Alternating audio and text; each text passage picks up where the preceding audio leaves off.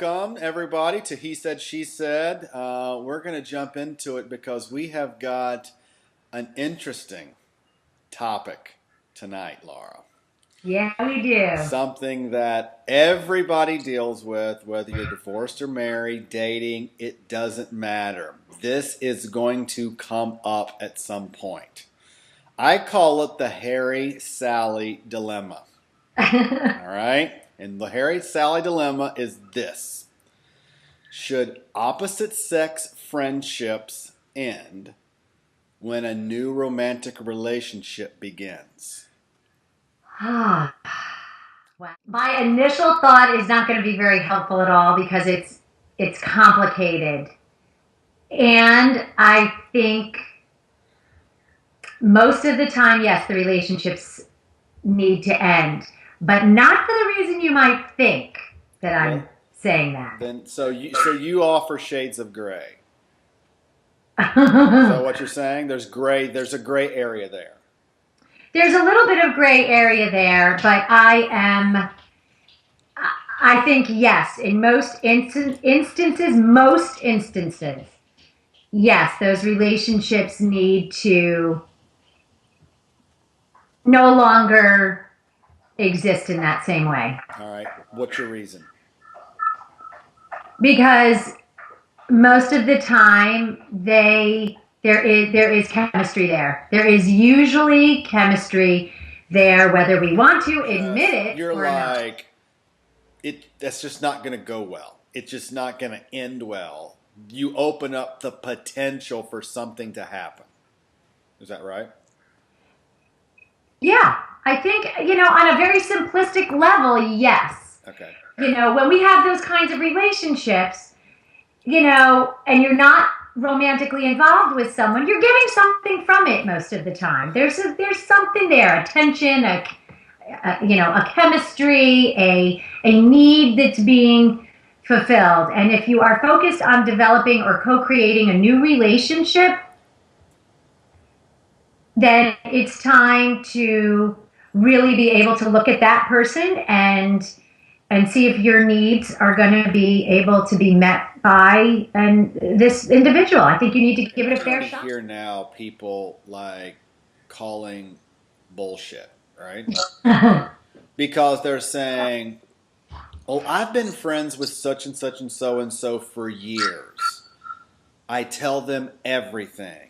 They've been my high school friend. They've been my friend since elementary school. I see them like a brother/sister." Right? Mm-hmm.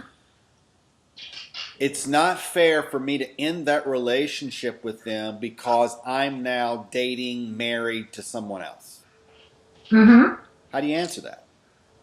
I think there are exceptions. Listen, I don't believe, and we can argue, and I'm all for it. I got my fists up, I'm ready. It's not black and white, Do I have very few, relationships with a man?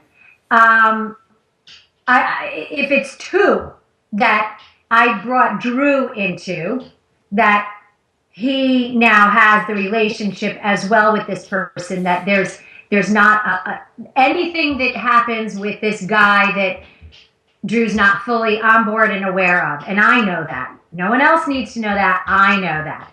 I think this has to do with being honest with ourselves. That brings up a point that I would tell those people, and I'll get into my theory on this in a minute, but that I would tell those people who are saying, well, I've known such and such for years. You got to make a choice. Yeah. When you're in a marriage, when you're dating, when you want something to work, you're going to have to make some choices. And the choices, in the primary and the main choice is this: what relationship is going to be most important to me? What am I going to make the priority? A new relationship, a romantic relationship, a marriage doesn't mean that I or have to end that relationship with that long-term friend, but it means that I have to make a choice on the priority of that relationship. Correct. And like you just said, if I want to continue that relationship in any way, the smartest thing I can do is bring that person that I am married or dating into the relationship as well. Correct. There's no exceptions on that. Ever. You can't give me one valid reason why you wouldn't do that. Ever. The person that says, well, I want my friends to be my friends. Your theory on this is pretty radical. Right? It's radical. When I began dating the Queen, I had several friends that were girls. Okay? Some I had gone out with and it just didn't work out, but we, were friends, and some, were just business associates that ended up turning out to be friends and so forth. And when I first met the Queen and we started dating early on, those relationships stopped from the standpoint that I started hanging out with them at all. Okay, it was not a situation where we would meet out and do stuff like that. When the relationship with the Queen got to the point where I knew she was the one, and there would be nobody after that, and I was committed, I cut them off entirely. From the standpoint of, I don't meet them out for lunch, I don't meet them out for dinner, and I sure as hell don't meet them out for a drink. Any conversations that I have with them now, if at all, and they are virtually non-existent, have been by phone. Any of them that continued, the Queen knew about them. I would introduce her to the ones that even after, right as we started dating, she knew who they were. I look at it like this. I have to put myself in the other person's shoes. If I'm starting to, if the Queen was having friends that was a guy, and they were meeting for coffee in the morning, or they were meeting for lunch or something like that, I trust her explicitly. But you can't tell me that in the recesses of my mind there isn't a question mark. No one can do that. We're kidding ourselves to think that we are that trusting. It's not as radical as you think it is. I mean, it's, you know what it is? I'll tell you, it's respectful of your relationship. It honors the relationship that you're creating, and you know what? I'm all about that, and I totally agree. I think there's a tiny portion where I stop and you keep going, which is that I will have a business lunch with someone. I would have a business lunch with someone only if I, in my heart, know it's just a business lunch. If I know that it's anything more, and I'm very in tune with myself, I won't do that. I won't go. I hear you. I hear what you're saying. But just because you're in tune with yourself doesn't mean the other person's in tune with themselves. What you're saying is, and here's where we diverge just a little bit, that you're gonna cut yourself off from the rest of the feminine species and put a personal space boundary of, I don't know what, 10 feet? I don't know. Whatever. And I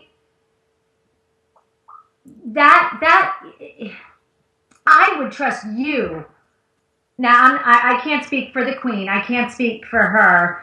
But I think there's a point at which you have to also trust that, A, the person, your partner, is not going to put themselves in any position, and at some point there has to be a trust that they'll know how to handle if someone else has another motivation. Listen, I go out with some girlfriends. Guys will come over to us. There will always be people out there. I hope I always got it, and there'll always be people out there. But no, you know what I mean? There's always going to be people. I'm not talking about the Queen. These rules are only for me. And right. the way that she does it, which I don't think is different, I don't burden her with the same expectations that I have on myself. She goes out with girlfriends all the time. All right. And I want her to do that. I encourage, guys, let me tell you, I encourage her to go out with her friends because they need girl time. I get that. Okay. You've seen the queen. She'll get hit on often. Yeah. Okay. Yeah. I'm fine with that. However, what I'm talking about is putting myself in a situation that becomes a recipe. All right. It becomes the necessary ingredients because lunches, breakfast lead to lunches. Lunches meet, well, I'm just going to meet him out for a drink. Meet him for a drink. Drink goes till 3 o'clock in the morning and all hell breaks loose. And let's be frank, Laura, we know this. Rarely do affairs, infidelity, adultery, yes, and I went old school there, take place spontaneously. Correct. It builds up over time. Correct. It does. Him and her, they work together. They meet for, they have a working lunch. Totally innocent. Everything is just totally fine. He has a bad night. His wife went off the deep end on him, or her husband came in late. And who's the first person they're going to complain to? The one that they've been doing lunch and working with. And that's when it begins to go sideways. I always can tell you right now, any relationship, if a woman is complaining about her husband or boyfriend to a person of the opposite sex, put a fork in it. It's only a matter of time. You said something earlier that I have lived by for quite a long time. I've written about it. I talk about it quite a bit. And you made the comment earlier that you thought that the way that I was doing was honoring to the relationship. Well, that's exactly what it is. There's nothing more than that. Okay. I can't expect, people can't complain about the marriage, the relationship they have when they don't honor what they've got. Correct. And honoring what you have and honoring relationship includes putting yourself in the other person's shoes. What would I feel like if I knew the queen was having drinks with one of her old friends? What would that make me feel like?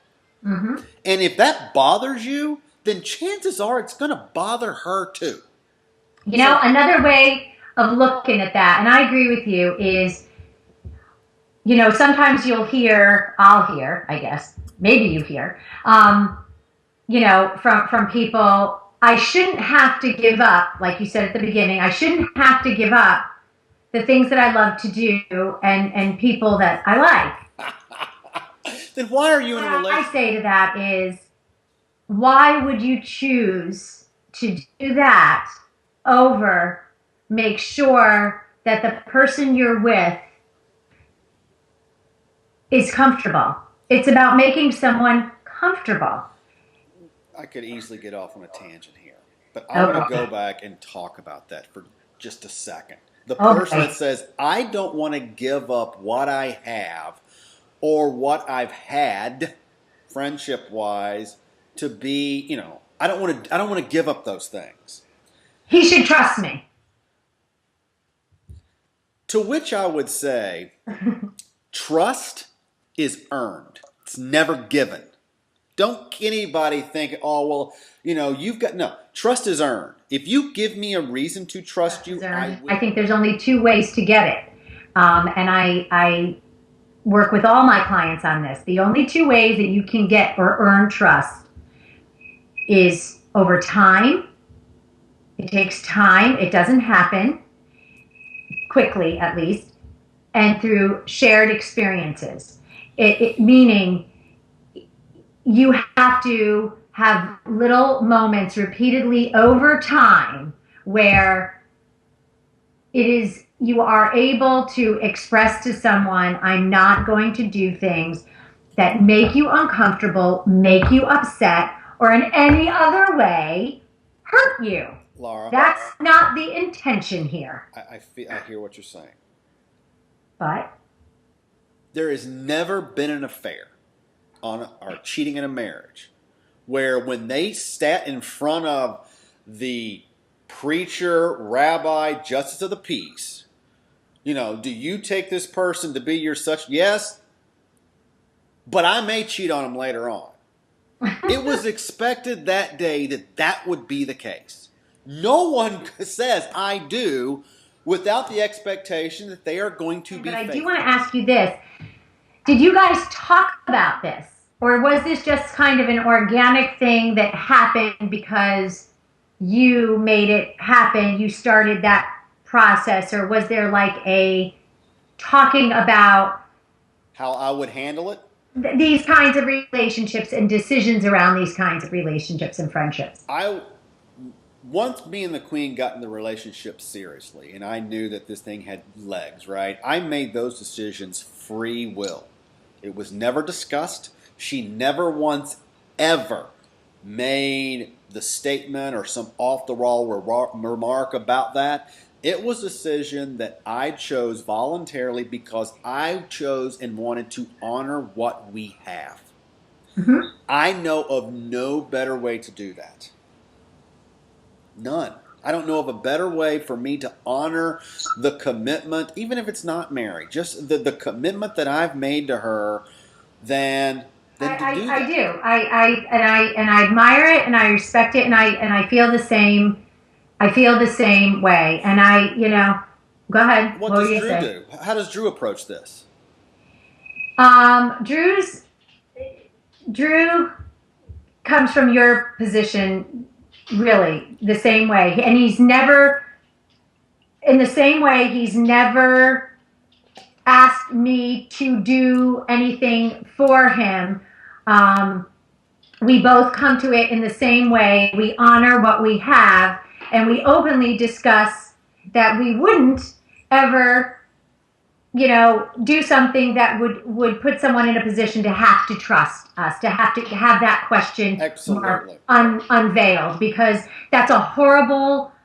When there's a question mark, when you put something out there that causes a question mark to kind of be uncovered, that's when the beginning of the end of a relationship happens. It never goes away. No. The first time that question pops into their head, it never completely goes away. It never does. It may be years, nothing will happen, but it'll stay. And the next time that they get some sort of whiff, this one's tricky. This one's juicy, as they say, and it's important because it also, if you're honest about it, right? If you got to the moment with the queen, if you went down that road a little bit and you didn't feel like you do, it's time to let the relationship go. If you don't want to discontinue those relationships and friendships, then let's face it, you're really not that into him or her. Wow. Woo! You know what? My parting thought is that it's something that needs to be taken more seriously for anyone who says, that they really want to be in this relationship. This is the relationship I'm choosing. You have to really, you have to look at this issue seriously and make that decision. Like you started off this video tonight saying, you have to make a decision. It's a decision. Absolutely. I think it would. Here's the way I look at it. If we all would stop what we're doing for a moment and put ourselves in the other person's shoes and ask ourselves this question: what would I feel like if they were doing to me what I was doing to them? If we can ask ourselves that question and it bothers us, because that question alone would solve 50% of all relationship problems. Yep. Guaranteed. Yep. So think about it. Think about it. Relationships require sacrifice. This is what they're talking about. Until next time, Laura, we'll see you later. Woo!